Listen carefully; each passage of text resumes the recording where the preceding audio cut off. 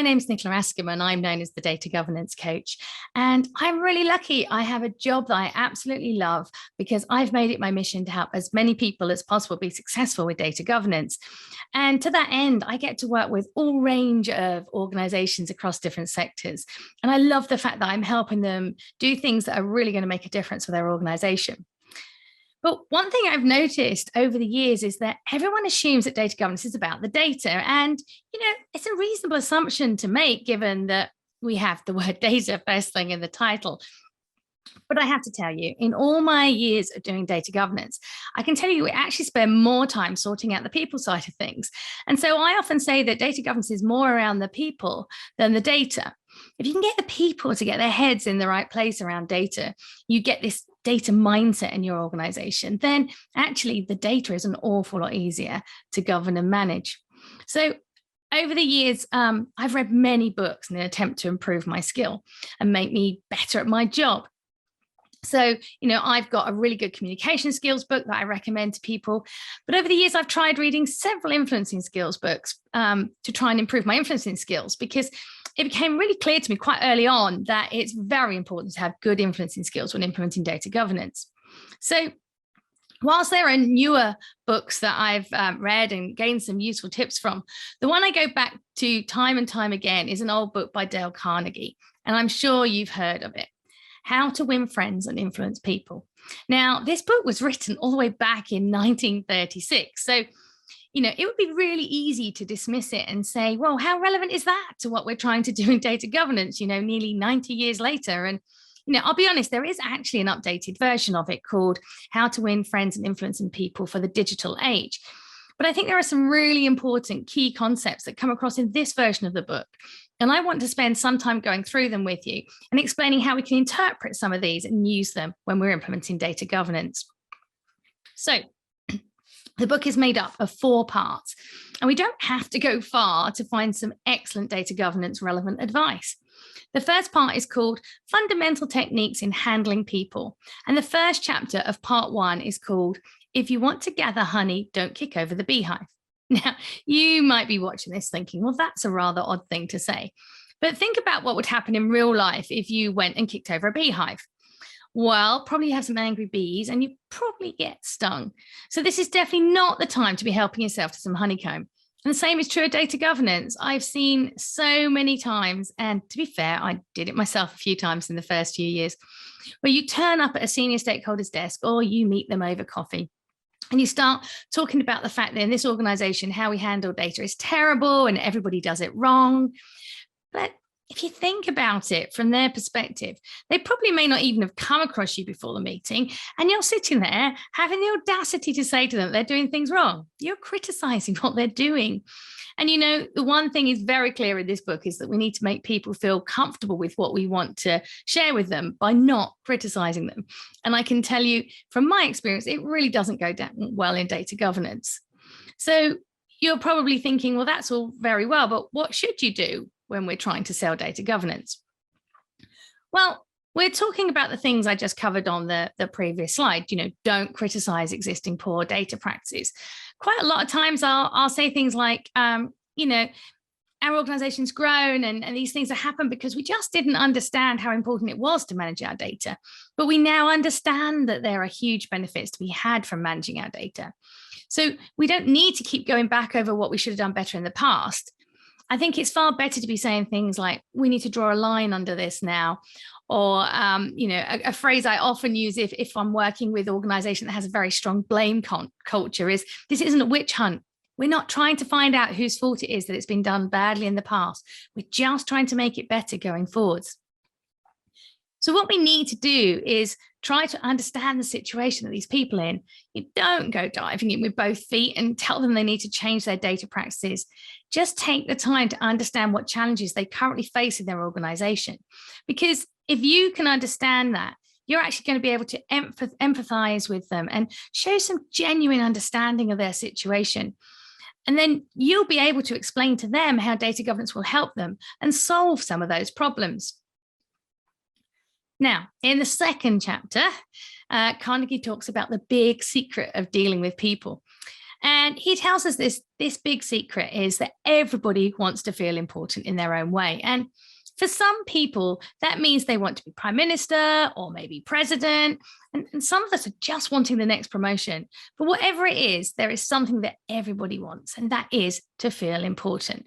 And if you bear this in mind, there's only one way to get anyone to do anything, and that's by making them want to do it. So you need to harness the desire that they have to feel important to get your senior stakeholders to want to do data governance. So what I'm saying is we need to make sure that people we're talking to feel that they have an important part to play in implementing data governance and delivering benefits to their organization. You're probably thinking, yeah, it's all very well, Nicola, but how do we go about this? Well, for one thing, we don't do flattery. And Carnegie says in this chapter that people are very good at spotting insincerity and flattery. And I'm sure you agree with that. So when I'm saying to you, you need to make the people you're talking to feel important, the way to do it is not to make things up or to fawn over them. What we need to do is be sincere and show appreciation. And that can either be about the role or maybe the challenges they're facing. And it's amazing how you see people come around to your way of thinking. Now, I've done this in a number of ways over the years. So, for example, I had somebody tell me once they just didn't need data governance. It had been attempted once before I helped that organization, and it hadn't gone down too well. And so at the first meeting with a very senior stakeholder, she told me exactly what was wrong with my predecessor and why her part of the organization didn't need data governance because they already managed their data really well. Now, I could have questioned her to determine whether that was true, but that would have put her back up even more. So what I actually said was, well, that's fantastic. I'm really glad to hear that we've got one part of this organization already doing data governance really well. It'd be really helpful for me to get other people on board, if you don't mind appointing a data steward so that I have someone I can come and talk to and glean some of your best practices so that we can share them wider with the company and hold you up as an example of how to manage data well. And at this point, the stakeholder turned from being incredibly challenging to being very agreeable because I'd offered her just what we were talking about, a chance to look important in the company. But I think the thing to remember is it's important not to make things up because then you're back doing flattery and being insincere. You just need to be understanding and make sure you make people feel important. And another good example I had was when I had a finance director tell me they couldn't do data governance because it was just too hard. Their data was so messy and they had so many workarounds in place that he thought they'd be opening a real can of worms and that they'd never be able to, solve anything. So I emphasized with him and said, well, it really does sound like you have some challenges there, but you've obviously found some great innovative ways of dealing with them in the short term. So why don't we work together so I can help you improve things even further? And again, he decided that that was something he did want to do after initially telling me that he had no time to do data governance. So there are always ways of getting people to feel that it is the right thing to work with you. So in chapter 3 of the book actually has quite a long title. So it says, he who can do this has the whole world with him, and he who cannot walks a lonely way. And if you haven't read the book, perhaps you're wondering what this might be. And actually, it's just as simple as finding out what people want. And Carnegie tells us something that we all know, but frequently ignore, which is that you're only going to get people to do what they want to do. So telling people that they have to do things is never going to win anyone over. Now, one of the examples that he gives in his book is that Carnegie liked fishing. Now, one of his favorite foods was strawberries and cream. But he said, when he went fishing, it would be stupid to put strawberries and cream on the bait as on the end of his fishing line as bait, because fish just don't like strawberries and cream. So whilst it might be his preference, he had to think about what the fish would want. And in this case, let's face it, it's more likely to be worms. Now, this is a really important concept in data governance because we're asking people to change how they think about data. And we need to make it clear to the person that we're talking to that there are benefits in doing it, because if we don't, it's a waste of time even talking to them. But how do we go about doing this? Well, one thing is certain, it's not by telling people what they have to do. This really doesn't win us any friends when it comes to data governance. The phrase I like to say is that, people have to understand what's in it for them.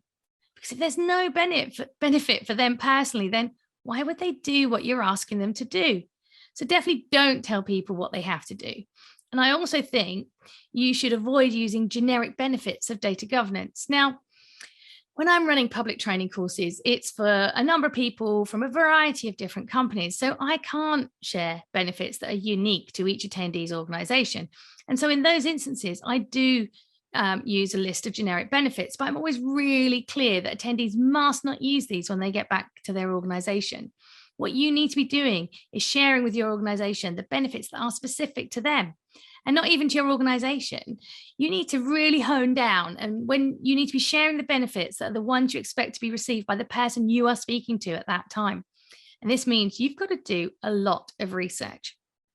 One thing I really want to impress upon you is never, ever go and have a first meeting with a senior stakeholder without researching their position, their department, understand what challenges they face.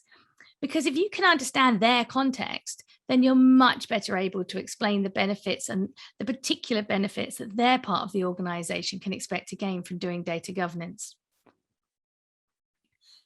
So we're going to skip over part 2 of Carnegie's book, which is all about ways to make people like you.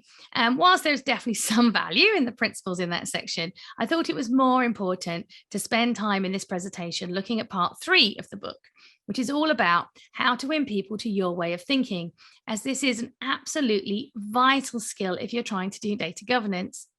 So the second chapter in this section is entitled A Sure Way of Making Enemies and How to Avoid It. And the way to make enemies is to tell people that they're wrong and not to listen to their opinion. Now, the key message that Carnegie wants us to get from this chapter is that we're not right all of the time. So we mustn't tell other people that they're wrong.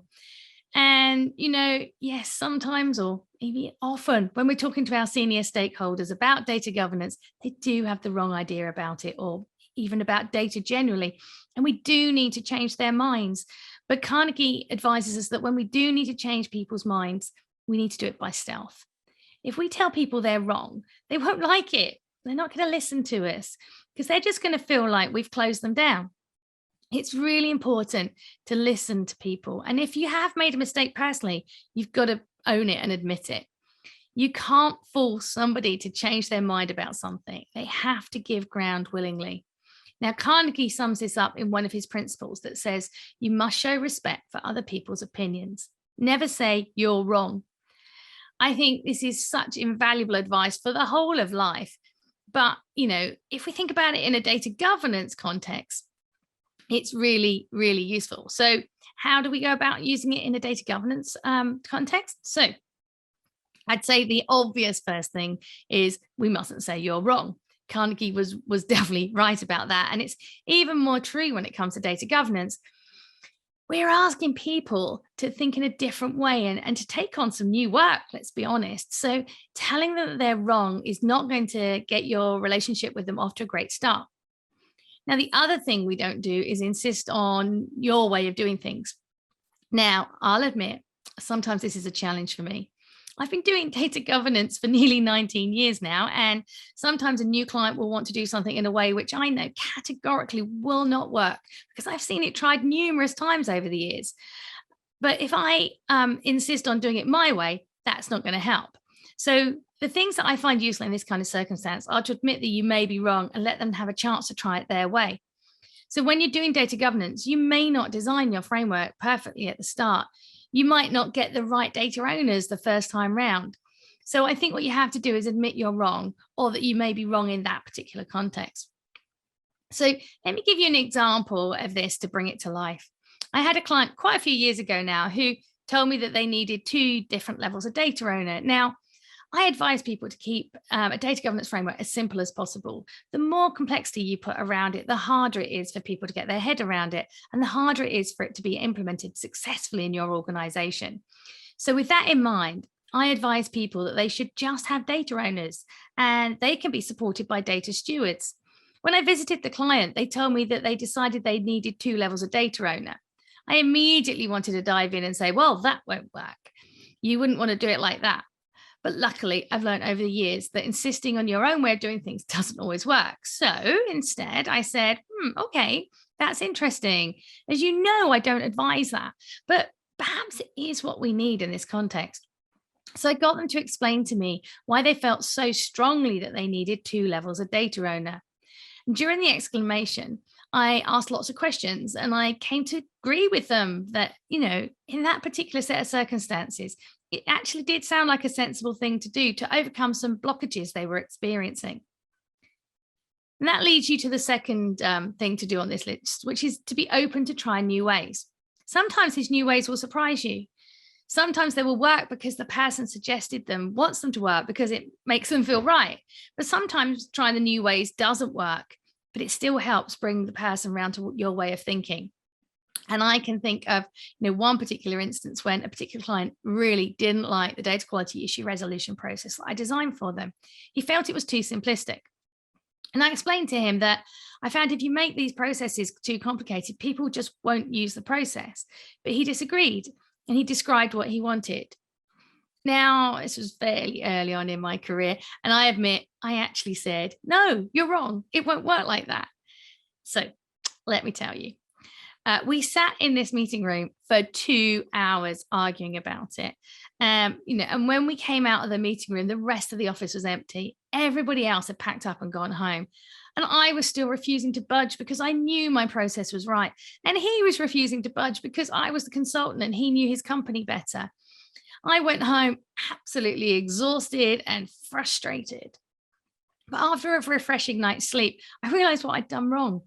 So the next day I went in and I said to the chap, I've got reservations about doing it your way, but I'm happy to give it a trial. Which department would you like to do the trial with? The change in this person was so dramatic because he felt I'd actually listened to him and taken his ideas on board. Now, the trial proved that the process was too complicated. And when he got that feedback, he came to me and apologized and said, perhaps we should go with a simpler process that I designed. So I did it my way in the end. But how much easier would it have been if I hadn't wasted 2 hours of both of our lives arguing about it? So, don't do what I did. Remember, do not tell stakeholders that they're wrong. Be open to try new ways of doing things because, sometimes you might get surprised. And sometimes it will just reinforce that you were right, but it's a much more subtle way of changing people's minds. So next, we're going to look at chapter 5 in part 3. And this chapter is called The Secret of Socrates. And the secret of this is that you need your opponent, as Carnegie calls it, but let's imagine for us that they are senior stakeholders, to say yes. And you need them to say yes as many times as possible. Because if we say no, according to psychology, we feel compelled to remain consistent with our decision and defend ourselves. Even if we later find ourselves in the wrong, we stick to our decision to maintain our pride. So when we're meeting stakeholders for the first time, our job is to stop them from saying no. And if you can get your stakeholder to give you a string of yeses, then you're building up that momentum that may lead to them finally to say yes, you need them to say to start doing data governance with them. So I think the big thing that we've learned from Carnegie, and this is really important, is we just have to get people to say yes. And he advises us on how to do this. And he says, find the points and the goals on which you and they agree and begin a discussion on those points. And this goes back to what I was saying earlier in the presentation, that you need to have done your research and understand the context, because if you understand the challenges that this person and their department are going through, you're already in a better position to say, if I could solve this problem for you, or if I could save you this much time or this much money, would it be worth considering doing data governance? And let's face it, that's a really different conversation to saying, we're doing data governance and I need, 2 members of your team to help me do data definitions and data lineage. Yeah. So when we're talking to our senior stakeholders, it's all about winning them over to data governance. So I really can't emphasize enough. It's really important that we do our research and preparation first. So how do we go about this? Well, if we're going to try and apply what Carnegie teaches us, we're going to have to try it really hard not to let our senior stakeholders say no. So as I've already mentioned, the secret is loads of preparations for our meetings. If you finally succeed in getting a meeting with a target data owner or the head of a department, Do not waste it. Don't go into that meeting thinking you can wing it and it'll be okay.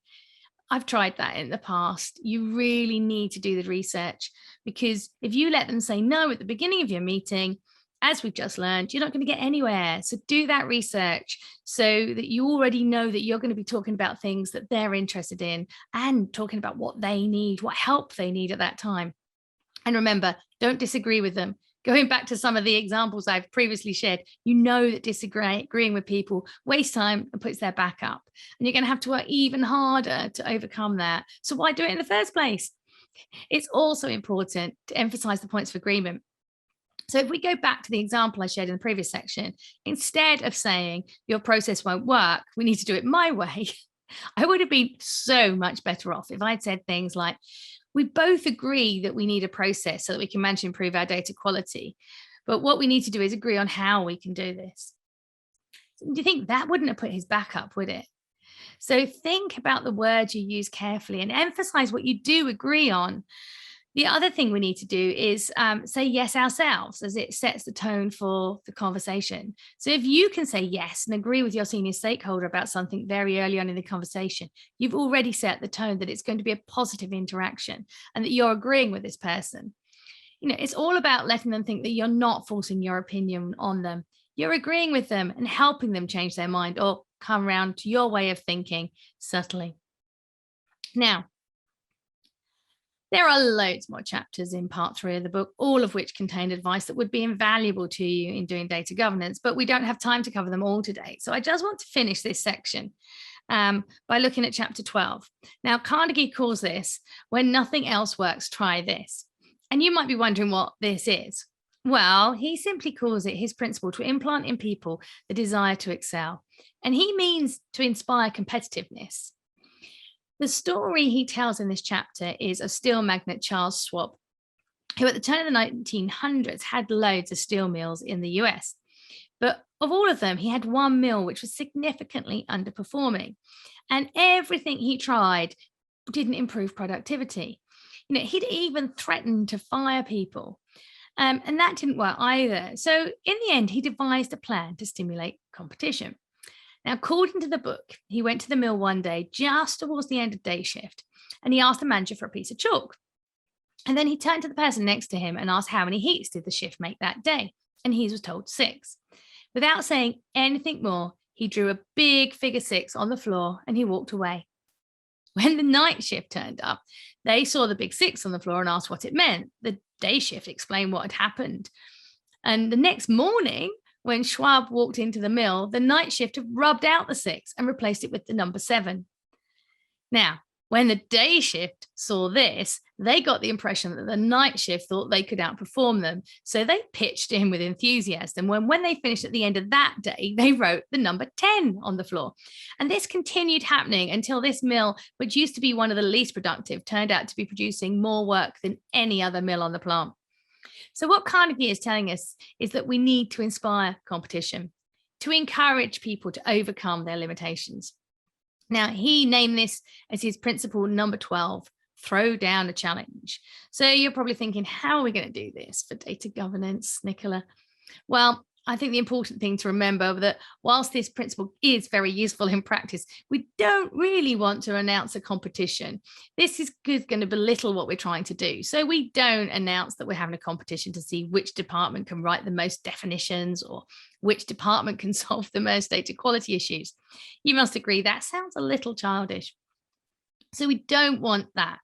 The other thing we don't want to do is to be calling out losers. The aim of this exercise is not to name and shame and make people feel bad about themselves. It's to inspire people. So what I like to do is to use dashboards. And I use dashboards for things like how many data owners have been trained and appointed, and how many data definitions have been completed and approved, and perhaps how much money has been saved by resolving data quality issues. And when you solve data quality issues, shout about it. If you've worked with a department to solve a problem and there were huge benefits for them, don't keep it to yourself. Shout about it, because then other people will be thinking things like, how come they got all those benefits? We want some of that. And then you start getting people coming to you saying, how can we do data governance in our department? We want some of those savings or some of those efficiencies that you've helped deliver in that other department. It's all about inspiring that desire to excel and achieve, and to help people deliver more and do better things because their data's better.